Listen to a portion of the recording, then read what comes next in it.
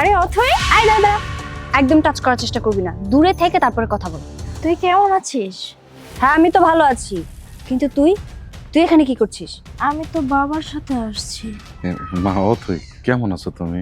হ্যাঁ আমি তো ভালো আছি আঙ্কেল। হ্যাঁ, তোমার বাবা কেমন আছে? হ্যাঁ বাবা মা আলহামদুলিল্লাহ ভালো আছে। অথই, ওরা কারা?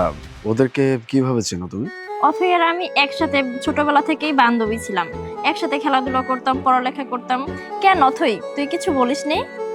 ইয়ে, বাবা, আমি হইলাম অথই মামুনির যে বাবা আছে, বাবার বন্ধু।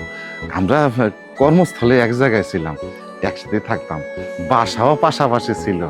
আরে অথই তো সারাটা দিন আমগো বাসায় থাকতো, আর আমার চাচা চাচা কয়ে কয়ে কয়ে কয়ে কি যে করতো, আমি আমার মাইয়া আর অথই আলাদা করে দেখি নাই বাবা। আচ্ছা আচ্ছা, তার মানে অনেক বছর যাবত আপনাদের চেনা জানা, তাই না? এতদিন যাবত আপনারা একে অপরকে চেনেন।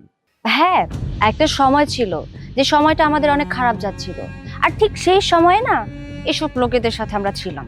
আরে বাবা, তুমি তো জানো না, এই ওদের অবস্থা একসময় খুব খারাপ ছিল, এত খারাপ ছিল যে বলার মতো না।